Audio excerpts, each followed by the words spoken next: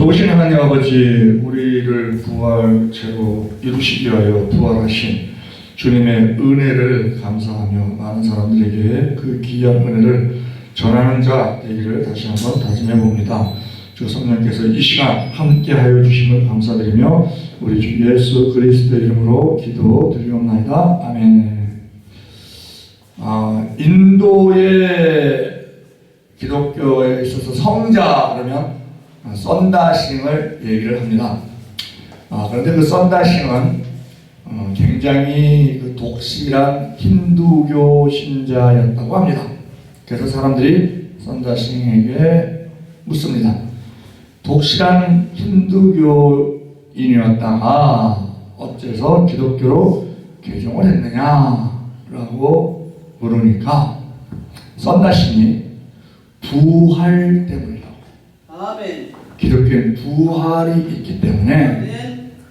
소망의 종교라고 그렇게 얘기를 했다고 합니다. 어느 주일학교에서 부활절 전주일에 고난주일이죠. 전주일. 자, 다음 주일은 부활주일입니다. 그리고 그 초등학생 그 아이들에게 문제를 냈다는 거예요. 다음 주 올 때 부활주일이니까 부활에 대한 표현을 가장 짧게 한번 해봐라. 이렇게 했다는 거예요. 그런 말도 있죠. 예수님 그 성탄 예배 설교하고 부활절 예배 설교는 짧을수록 좋다. 왜냐하면 그거는 더 두고 따질 필요 없는 엄밀한 사실이기 때문에 뭐 이것저것 뭐 사족 달 필요가 없다라는 말도 하는데, 부활절날 그 초등학생들이 각자 용지에다가 부활에 대한 짧은 표현들을 다 해왔어요. 그런데 진짜 짧은 표현을 해온 학생이 있는 거예요. 그 보니까 백지에다가 맞춤표 딱 그려놓고 물음표 딱 그려놓고 느낌표 딱 그려놓고 끝. 그래서 이거는 그 주일학교 선생님도 교사도 이해를 못하겠는 거예요. 그래서 그 작성한 학생한테 네가 가장 짧게 이거를 했네. 그러니까 이것을 한번 설명을 좀 해줘라 그랬어요. 그랬더니 설명을 딱 하는데, 예수님이 십자가에 달리셨습니다. 그래서 죽으셨습니다. 우리의 죄를 위해 죽으셨습니다. 그리고 곧 맞춤표는 그걸 뜻하는 거라는 거예요. 그리고 물음표는 죽은 후에 어떻게 되셨지? 그게 이제 물음표라는 거예요. 그리고 부활하셨네. 그리고 그게 느낌표라는 거예요. 그렇게 표현했다는 말이 있는데, 오늘 창세기 23장 내용은요, 사라의 죽음으로 시작돼서 아브라함이 그 묘지 땅 매입하는 것으로 끝납니다. 내용이. 자, 사라의 죽음 뒤에, 우리가 죽음은 굉장히 큰 슬픔 중에 하나예요. 왜냐하면 천국 소망이 있지만 이 땅에서는 다시 볼 수 없는 그런 상태가 되기 때문에 섭섭함이 있는 것이죠. 그래서 죽음은 보통 슬픔으로, 물론 뭐 천국 환영식이다, 장례식을 그렇게 아주 고차원적인 그런 신앙을 가지신 분도 있습니다만, 자칫하면 우리가 부활절 그 장례를 치르는 데 있어서 막 천국 가셨다고 막 이렇게 밝은 표정으로 장례를 치르면 오해를 받을 소유가 있습니다. 아멘. 네, 각자의 믿음의 길이와 넓이와 높이와 깊이가 다 다르기 때문에 저 사람은 이 아무개가 죽은 것을 굉장히 기뻐하는구나. 그게 천국을 바라보고 기뻐한다는 것을 모르는 상태에서는 오해를 살 수 있기 때문에 장례는 분위기에 맞춰서 아주 엄숙하게 해야 된다는 건데, 사라가 죽었습니다. 127세에 죽었어요. 죽었는데 그래서 아브라함이 엄청 슬퍼하죠.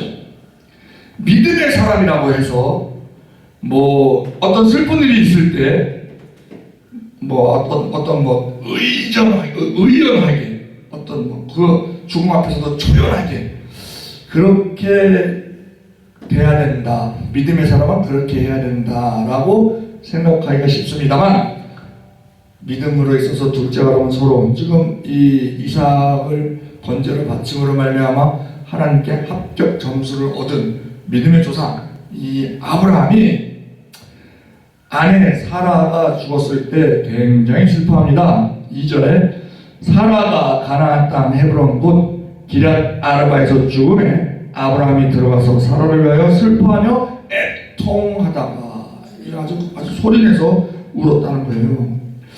이것이 믿음의 사람의 참 모습입니다. 왜냐하면 하나님은 우리를 감정 없는 로봇으로 만들지 않으셨기 때문에 그렇습니다. 예수님도 나사로 무덤 앞에서 우셨다라는 기록이 있어요. 요한복음 11장 35절 예수께서 눈물을 흘리시더라. 이게 영어 성경으로 보면 굉장히 가장 짧은 절이다라고 할 정도로 그 기록이 되어 있는데 그 예수님께서도 눈물을 흘리신 적이 있죠. 그런데 중요한 것은 그러한 슬픔 속에서 우리도 슬픔 당할 수 있습니다. 무슨 죽음뿐만이 아니고 어떤 일을 당할 때 슬픈 일을 당할 수 있어요. 그런데 그때 슬프면 슬퍼하는 것이 우리의 솔직한 표현입니다. 그런데 중요한 것은 슬픔 속에서 무엇을 선택하느냐 하는 것입니다. 아브라함은 절망하지 않습니다. 그리고 다음 단계로 바로 나가는데 그 다음 단계가 뭐냐? 사라를 장사 지낼 묘를 구입하는 거예요. 이게 큰 의미가 있는 게요. 하나님께서 지금 이 가나안 땅에 들어와 있습니다. 아브라함이 하나님이 가나안 땅을요 약속의 땅으로 주신다 그랬어요. 아브라함에게 주신다 그랬는데 아브라함은 지금 자기 소유로 되어 있는 땅이 하나도 없습니다. 한 평도 없어요. 그런 상태에서 땅을 내가 구입해야지 하는 생각도 1도 없었습니다. 그런데 사라가 죽음으로 말미암아 이제 죽었으니까 묘지가 필요하다. 묘지가 있어야 되겠다 하는 그런 마음에서 땅을 구입을 합니다. 근데 거기 햇사람 땅인데 가나안, 기르가스, 브리스, 여부스, 아모리, 히위, 헷 이렇게 7족속 중에 햇사람 땅인데 그 햇사람 그 땅 주인이 그 땅을 그냥 쓰라고 했어요. 그냥 쓰라고. 아유 당신 하나님의 사람인 걸 우리가 압니다. 그러니 필요하시면 쓰세요. 그냥 드릴게요. 그랬는데 아브라함은요 이게 그냥 받다 보면은요 우리가 교회 헌금도 그래요. 교회 헌금도 그 아버지가 은혜를 아주 풍성하게 받아서 가지고 있던 산을 직접 헌금으로 냈어. 헌금으로 냈는데 그리고 신앙생활 잘 하시다가 한 20년, 25년 후에 소천하셨어요. 그런데 세상에 그 산 옆으로 도로가 났어요. 8차선 도로가 나고 터널이 뚫렸어요. 그러니까 이 땅값이 신분이 바뀌었어. 근데 그 자녀들이요 아이고 소송을 냅니다. 소송을. 우리 아버지가 가스라이팅 당해갖고 저 기독교 그 교리에 거기 설교에 목사님한테 가스라이팅 당해갖고 분별력 없이 땅을 그 헌금으로 낸 것이지 뺏긴 거나 다름없는 것이지 자발적으로 그렇게 낸 거 아니다. 사자는 말이 없잖아요. 그러니까 이게 소송이 붙어갖고 골치 아픈 그런 경우가 있는 걸 봤는데 이같이 그냥 거저 받은 거에 대해서는 이게 후유증이 있을 수 있어요. 그런데 딱 그래서 아브라함은 지금 이 막벨라 굴이요 이 굴이 사람만 장사가 되는 걸로 끝나는 게 아니고 아브라함, 이삭, 야곱 다 거기 장사를 지내는 가족 묘가 됩니다. 왜? 이스라엘은 동굴에 묘를 쓰잖아요. 동굴에 물을 쓰면서 동굴에 시체를 갖다 놓죠. 장례를 2번 합니다. 시체를 갖다 놔요. 그냥 눕혀놔요. 눕혀놓고 관없이 그냥 수위만 말아서 눕혀놓죠. 그러고 나서 한 1년, 2년 이렇게 지나면요, 이게 바싹 마릅니다. 바싹 말라서 이제 이 살이 다 이제 그 역할을 못하게 되죠. 살이 지금 뼈를 붙잡고 있는 그런 상태였는데 그게 다 말라버려요. 그러면 뼈를 추립니다. 뼈를 추려서 그게 제2의 장사 지내는 거예요. 2번째 장사 지내는 거예요. 뼈를 추려서 항아리에다가 담습니다. 그래서 우리는 납골당 있잖아요. 납골당은 뭐예요? 불에 태워서 가루를 내서 그렇게 해서 이제 요새는 또 옛날에는 매장도 옛날에는 관으로 해서 뭐 머리가 북으로 향하게 해서 뭐 이렇게 해서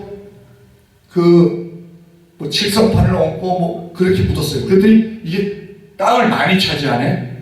그러니까 요즘은요, 매장을 하는 데 있어서도 화장을 합니다. 화장을 해서 그 항아리를 묻어, 항아리를. 그러니까 매장이 넓이가 훨씬 적은 거예요. 그 대신 막 더 화려하게 해요. 막 돌판도 넣고 뭐 비석도 넣고 막 그렇게 해서 어쨌든 그 사람이 거기에 묻혔다 하는데 의미가 있는 거니까 그렇게 하는데, 이스라엘은 뼈를 항아리에다가 해서 그래서 그게 가족묘가 되는 거예요. 가족묘. 여기 여러 개가 들어갈 수 있죠.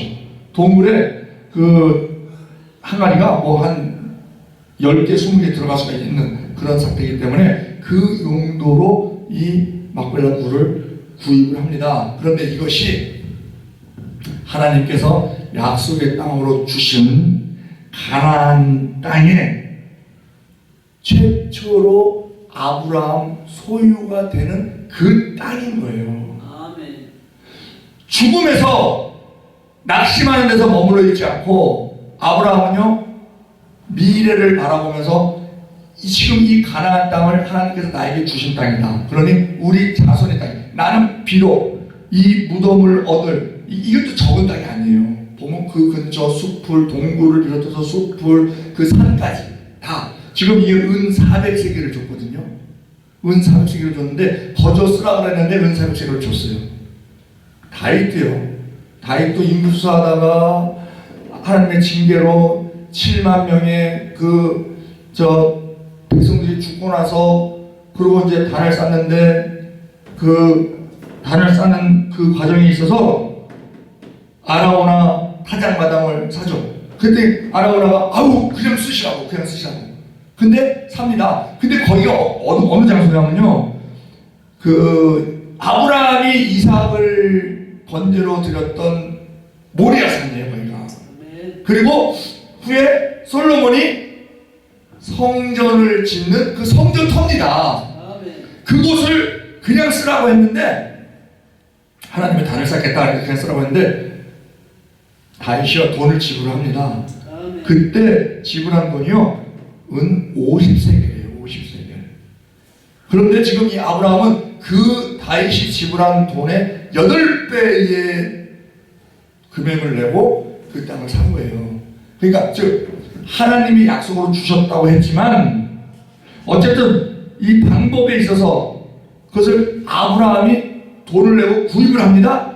그래서 그 약속의 땅이 최초로 그 부분이 하나님께서 주시겠다 하는 땅이 지금 이루어지는 순간인 거예요. 아멘. 아니, 하나님께서 약속의 땅으로 주셨다고 하면 그냥 거저 얻는 거지. 우리 이렇게 생각합니다. 하나님은요, 소는 주시지만 스테이크는 주시지 않는다. 아멘. 약속의 땅으로 딱 주십니다. 그러나 그 약속의 땅을 쟁취하는 데 있어서는 돈을 주고 사든가 아니면 전쟁을 해서 그 부족들을 쫓아내고 차지하든가 이렇게 해서 차지하는 거예요. 그 천국은 침노한 자의 것이라고 하잖아요. 그런데 그것을 하나님이 허락하셨기 때문에, 약속의 땅으로 허락하셨기 때문에 돈을 주고 살 수 있고 전쟁을 해서 뺏을 수가 있는 겁니다. 아멘. 만약에 약속의 땅으로 주시지 않았으면요, 전쟁을 아무리 고도의 무기를 가지고 고도의 전략으로 전쟁을 해도 그 이스라엘 땅이 안 됩니다. 아멘. 하나님이 허락지 않으시면. 그래서 약속의 땅으로 주셨다 하는 것은 그 어찌됐든 이스라엘의 소유가 되게 하겠다라는 그런 말씀인 거예요. 그래서 아브라함은 부활 신앙으로 우리가 비춰볼 때 죽음에서 낙심하고 머물러 있는 것이 아니고 먼 그 자손들이 이 땅을 갖게 될 것이다. 그 시작을 내가 한다 하는 그러한 의미가 있는 것이 이 막벨라 굴 구입 사건이라는 겁니다. 그것은 뭐예요? 그 부활의 눈으로 보면 멀리 미래를 볼 수 있게 된다는 것이죠. 믿음은요, 약속의 땅을 포기하지 않는 것입니다. 3절에 보면 그 시체 앞에서 일어나 나가서 헷족소에게 말하여 가로되 나는 당신 중에 나그네요 우고자니 청컨대 당신들 중에 내게 매장지를 주어 소유를 삼아 나로 내 죽은 자를 내어 장사하게 하시오라고 말합니다. 아직 한 평도 얻지 못한 상태였지만 그곳에 가나안 하나님이 약속의 땅으로 주신 것이기 때문에 이곳에 우리 자손들의 소유로 되는 데 있어서 내가 그 뿌리를 내야 되겠다, 첫발을 들여야 되겠다 하는 그러한 의미가 있는 거예요. 아브라함이 그런 생각으로 했는지 안 했는지 우리는 모릅니다. 단지 매장지가 필요해서 그렇게 했는지는 모릅니다만 우리가 부활신앙으로 비추어볼 때, 그리고 성경의 전반적인 그 이스라엘이 가나안 땅을 차지하는 그 하나님께서 또한 약속의 땅으로 주겠다는 약속하신 그 모든 것을 맞추어 볼 때, 이것은 아브라함이 후대 자손들을 위해서 행한 그러한 아주 의미 있는 행동이다라는 것을 우리가 알 수 있습니다. 히브리서 11장 13절에도 이 사람들은 다 믿음을 따라 죽었으며 약속을 받지 못하였으되 그것들을 멀리서 보고 환영하며 또 땅에서는 외국인과 나그네로라 증거하였으니 이같이 말하는 자의 본향 찾는 것을 나타냅니다. 즉 우리가 이 땅에 살면서도 나그네요, 또한 우리가 유리하는 자로 외국인처럼, 왜 우리는 우리의 시민권은 천국에 있거든요. 이 땅에서 보면 여기가 외국이에요. 외국 천국 본향의 기준으로 보면 우리가 이곳에, 그렇지만 이곳에서 그래서 우리가 나그네요 외국인처럼 우리가 인생이 근데 여기에 머물러 있는 그런 삶이 아니다, 그런 것을 바라보고 본향을 바라보는 그것이 부활신앙의 시작인 것이죠. 그리고 믿음은요, 대가를 지불하는 결단이 있다는 겁니다. 5절에 헷족속이 아브라함에게 대답하여 가로되 내 주여 들으소서 당신은 우리 중 하나님의 방백이시니, 그 사람들 눈에도 하나님의 방백이라고 이렇게 고백합니다. 방백이시니 우리 묘실 중에서 좋은 곳을 택하여 당신의 죽은 자를 장사하소서. 우리 중에서 자기 묘실에 당신의 죽은 자 장사함을 금할 자가 없으리다. 지금 이 사람 헷족속이 하는 얘기는 뭐냐면요, 우리 무덤이 많이 있는데 거기에 당신 그 사람 아내 한 사람 우리가 그 장사 지낼 공간을 드릴게요, 이거예요. 그런데 아브라함은 그게 아니죠. 우리 후손들이 다 쓸 거니까 여기 땅을, 산을 삽니다. 산을 팔아라, 이렇게 얘기를 합니다. 그랬더니 이제 시가를 얘기해요. 그게 은 400세겔인데 뭐 이렇게 얘기를 하니까 400세겔을 지불을 합니다. 이것은요, 믿음은 공짜가 아니라는 것을 보여줍니다. 믿음에는 헌신이 필요하고, 믿음에는 결단이 필요하고, 믿음에는 희생이 따른다 하는 것입니다. 아멘. 그럴 때 믿음의 열매가 맺혀진다는 것이죠. 아멘. 아브라함은 그 땅을 단순히 무덤이 아니라 하나님의 약속의 시작점으로 본 것입니다. 다윗도 그렇게 돈을 내고 지불한 그 땅이 아주 의미 있는 땅이라는 것이다. 솔로몬 성전이 건축되는 그러한 땅이 되는 걸 봅니다. 또 믿음은 미래를 바라보는 영적 시선이라는 겁니다. 아브라함이 산 막벨라 굴은 단순한 무덤이 아니고 약속의 첫 열매, 가나안 땅을 너에게 주겠다 하는 첫 열매고 유산의 자기 아브라함도 이삭도 야곱도 레위와도 다 거기에 장사 지내는 것을 우리가 봅니다. 아브라함이 지금만 보고 선택한 것이 아니라 다음 세대를 위해 선택했다는 것입니다. 우리의 신앙, 우리가 예수 믿죠? 그것이 지금 나만을 위한 것이 되어서는 안 된다는 것이죠. 예. 우리의 후대의 다음 세대에 그것이 잘 전달될 수 있도록 그것이 우리가 정복하고 다스리라는 것이 엄청 의미가 큰데 내가 예수를 믿은 것 그것은 내가 내 영을 정복한 거예요. 왜냐하면 내 안에 있는 마귀를 쫓아내고 예수님께서 성령께서 충만하게 임할 수 있는 그러한 것을 하나님의 은혜로 정복한 겁니다. 그런데 이것을 잘 다스려야 되는데 다스리는 것은 뭐냐? 다스리는 것은 나 혼자서 하는 게 아니죠. 여러 무리에게 영향을 주는 거예요. 그것이 뭐냐? 내 믿음이 여러 사람, 여러 이웃, 나의 후손들에게 영향을 줄 수 있는 것이 내가 신앙을 잘 다스리는 것이다 라는 것을 우리는 알아야 됩니다. 아멘. 이 아브라함이 땅을 얻은 것 이것을 믿음으로 얻었다고 볼 수 있습니다. 다음 세대를 위한 믿음의 유산을 남기는 것입니다. 그러므로 우리는 지금 어떤 씨앗을 심고 있는가? 아브라함이 사라를 위해 산 이 작은 땅이 이스라엘 역사에 얼마나 큰 의미를 갖는지를 보면서 우리가 심는 작은 믿음의 씨앗이 미래에 얼마나 큰 열매가 큰 나무가 될 수 있을까라는 것에 대한 것을 우리는 바라보면서 신앙생활을 해야 된다는 것입니다. 그래서 우리가 오늘 드리는 예배, 헌신, 기도는 단지 오늘로 끝나는 것이 아니라 다음 세대를 살리는 씨앗이 되는 것이다 하는 것을 잊어서는 안 된다는 겁니다. 결론을 맺겠습니다. 믿음은요 지금의 선택인데 창세기 23장 죽음으로 시작해서 땅 매입으로 끝납니다. 인간적으로 보면 이 장은 굉장히 비극이 기록되어 있는 장입니다만 아내를 잃은 슬픔이 기록된 그러한 장입니다만 믿음의 눈으로 보면 승리의 장이라고 볼 수 있습니다. 왜? 하나님께서 약속하신 땅을 소유하는 그러한 시작이 되었기 때문에 그렇습니다.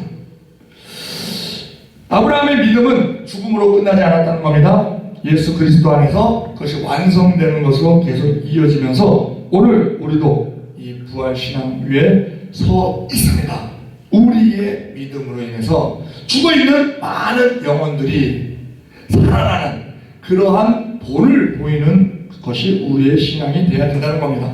우리도 약속을 붙잡고 천국을 바라보며 현재를 견디는 자들이죠. 히브리서 11장 16절 저희가 이제는 더 나은 본향을 사모하니 곧 하늘에 있는 것이라. 그러므로 하나님이 저희 하나님이라 일컬음 받으심을 부끄러워 아니하시고 저희를 위하여 한 성을 예비하셨느니라. 우리 중에 어떠한 슬픔이 있을 수 있습니다. 그러나 죽음의 슬픔이라 하더라도 그것은 소망으로 승화시킬 수 있는 것 그것이 부활신앙의 일종이라는 것이죠. 우리가 부활신앙에 대해서 부활의 형태에 대해서 자연계시로도 보여주는 것이 있습니다. 지금 봄이죠. 죽은 것처럼 모든 나무가 죽은 것처럼 그렇게 다 바싹 말라있는 그러한 상태인데 거기에서 막 싹이 나고 막 잎이 나고 꽃이 피고 하는 것 그것은 꼭 마치 부활을 보여주는 것 같고 또 우리가 매일매일 잠을 잡니다. 매일매일 잠잘 때 깊은 잠 자면 마치 죽은 자처럼 자요. 그러다가 아침에 또 반짝하고 일어납니다. 그 모든 것이 부활을 간접적으로 보여주는 것이다 할 수 있는 것처럼 우리도 우리의 신앙으로 그치는 것이 아니고 우리의 신앙으로 말미암아 죽어있는 많은 영혼들을 살릴 수 있는 그런 영향력을 끼칠 수 있는 신앙이 되어야 된다 하는 것입니다. 창세기 23장은 우리에게 이렇게 묻습니다. 우리는 지금 무엇을 붙들고 있는가? 무슨 약속을 따라 살고 있는가? 하는 우리 많은 성경 말씀을 알고 있습니다. 그러나 그것이 지금으로 끝나는 것이 아니고 미래에 반영이 될 수 있는 그러한 말씀의 활용이 되어야 된다는 것입니다. 슬픔 속에서도 아브라함은 믿음을 택했고 그것을 행동으로 옮김으로 말미암아 하나님의 약속을 이루는 첫 발을 디디는 것을 봅니다. 슬픔은 있을 수 있습니다. 엉그러지 말고 하나님 앞에 쏟아 놓으면 됩니다. 눈에 보이지 않아도 하나님의 약속을 붙잡고 나아가면 그 슬픔을 우리가 또한 소망으로 바꿀 수 있는 그러한 믿음의 능력을 다른 사람들에게도 보일 수 있다는 겁니다. 우리가 믿음으로 다시 서는 것, 포기했던 자리에서 다시 일어나는 것, 흔들렸던 믿음을 다시 붙잡는 것 하나님의 약속을 다시 붙잡는 것에서 모든 것이 가능합니다. 가나안 땅을 주시겠다는 하나님의 약속을 붙잡고 땅을 구입하는 거예요.